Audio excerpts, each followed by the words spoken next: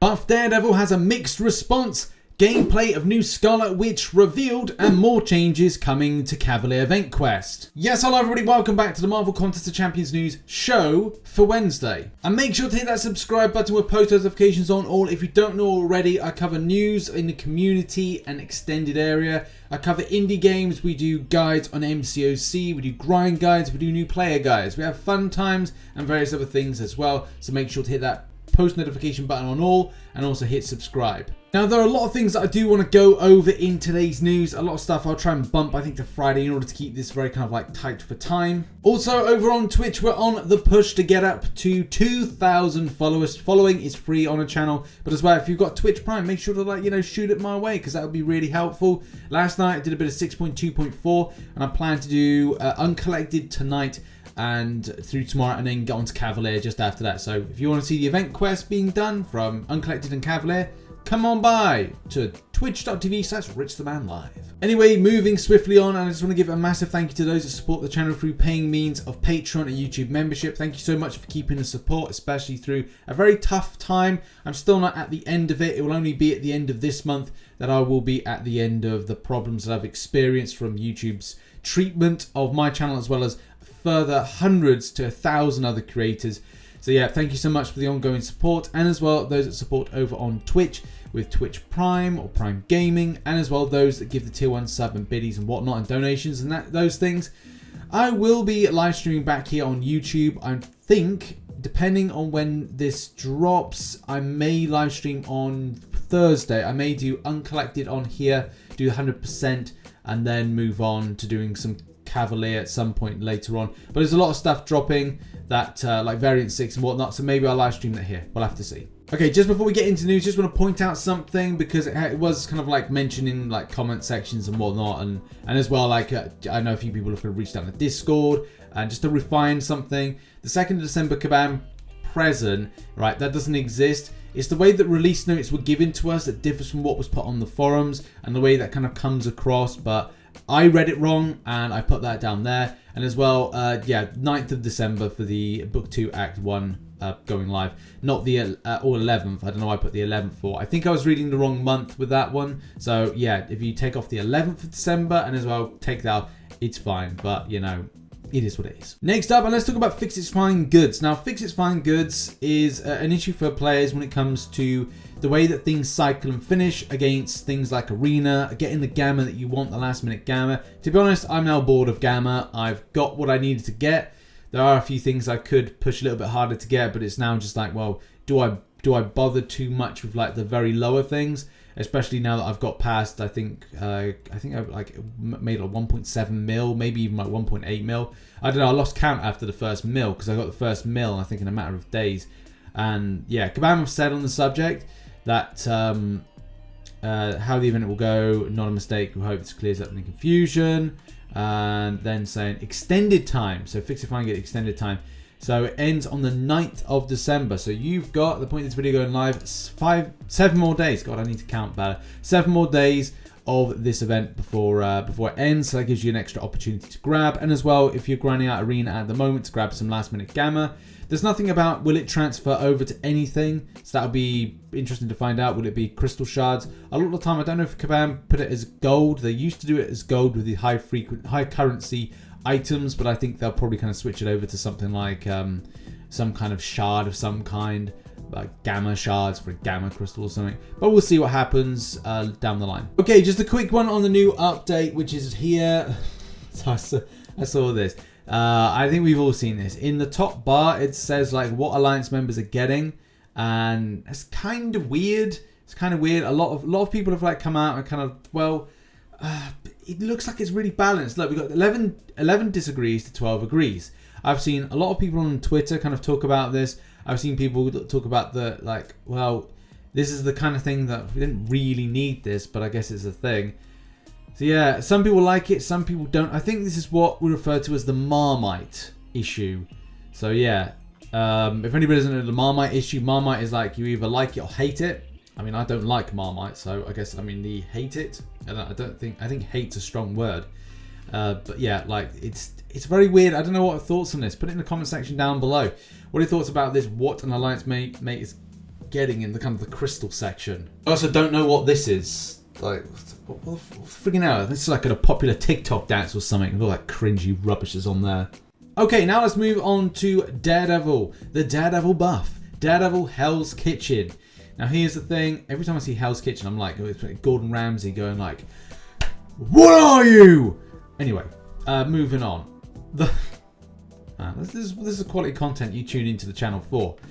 Right, now I'm yet to do a video on this champion. Yeah, I do want to get one out soon. I don't know if I'm going to get it out today and just look at certain factors as to like whether or not I will overly enjoy it. Especially looking at the fact that it's very specific. And that's the thing, this champion is specific against certain criteria. And that criteria is that if you've got Suicide Masteries, not so good. Not so good. You know, which is a problem, and a lot of players have reached out about that, because it does put this divide between the champion's usage in different areas, interest, and then, you know, the underwhelming nature to how this buff has been presented. Here's a quick review by one other player who says that the pros: good to see new basic attacks and specials. Debuff Purify might be useful if used right, combo shield. And the cons are: relies on heavy to keep combos lower and tricky on stun immune. His damage is still quite underwhelming for a rank 5. I don't run Suicides, but I tried him in 6.3.1 on the first Invisible Woman in Path B with Biohazard. His WP is simply broken. I don't think through testing was done, and lowering his regen was a big mistake. Without taking any hit, I was down 50% health, end of the fight.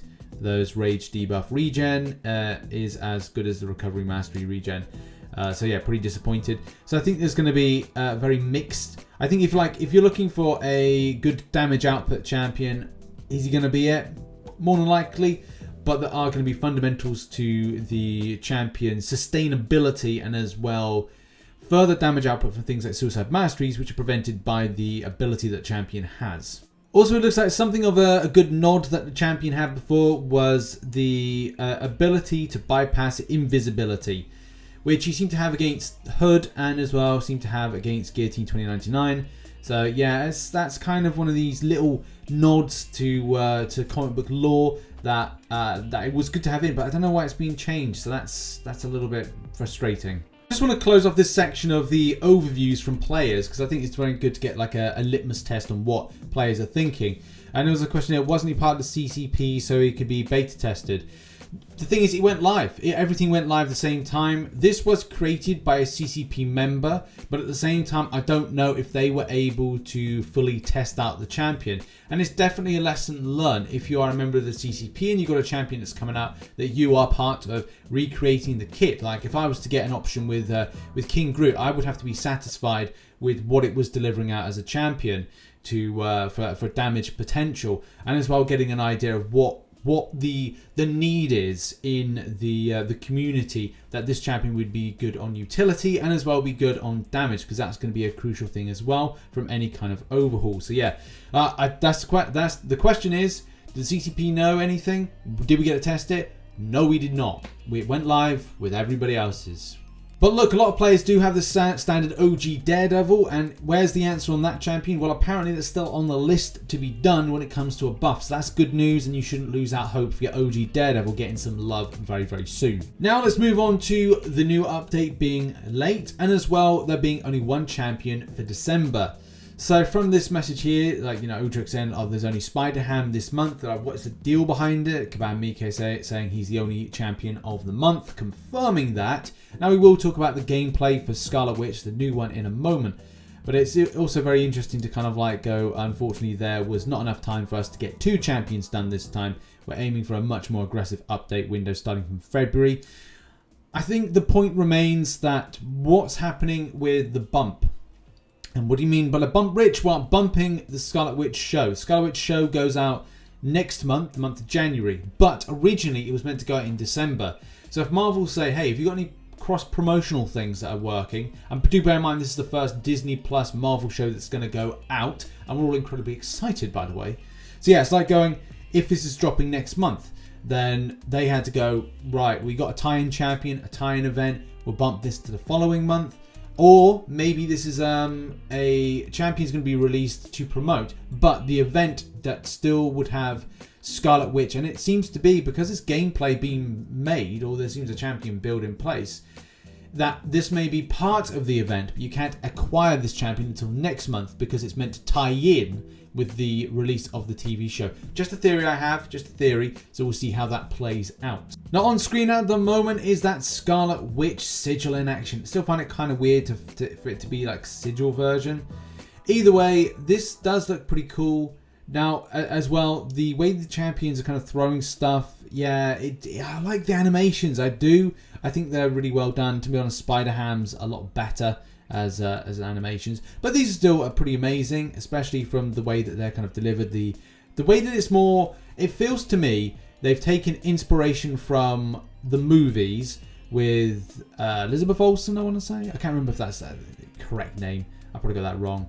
But yeah, like the movement of the character is still pretty cool. You can see all that debuff damage. The spicy thing is building up those is it inevitabilities, and then getting up to an SP3 to then put some massive amounts of, like, this is a good option here. So this is the S3 here, the SP3 here. The throwing of the special, and I don't think this champion had the amount of inevitabilities on in the top left hand corner. So that's why you're only seeing the one degeneration, but you can see the inevitabilities building up on the right side with the top right. So I think it's that 5. There's 5 inevitabilities. And actually convert over to degeneration. And we'll see here from the 60%, it's down to, oh, that's nice. It's about 30% of damage. But as well, that degen damage. I mean, yeah, just look. If you're able to kind of like play the champion a certain way, build up those kind of buffs, because that's another part of the ability. Like with the OG Scarlet Witch, it's just chance whether or not you get those buffs kind of pop up. But look, you know, as soon as you get those buffs pop up, you can put meaty amounts of damage in.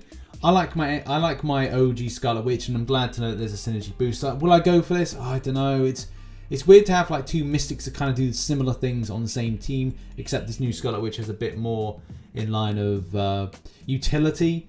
Only a slight amount of improvement. But yeah, that degen damage, that's unavoidable damage unless you've got something that deals with degen, like Spider-Ham. So that's something as well I need to do in a video. Yeah, looks pretty cool. And move on to the next story. Next up, let's talk about Cavalier difficulty changes. This is really important, especially last month for me. I did find that I got through it faster, but at the same time, I think it was just perseverance, but there was a lot of frustrations.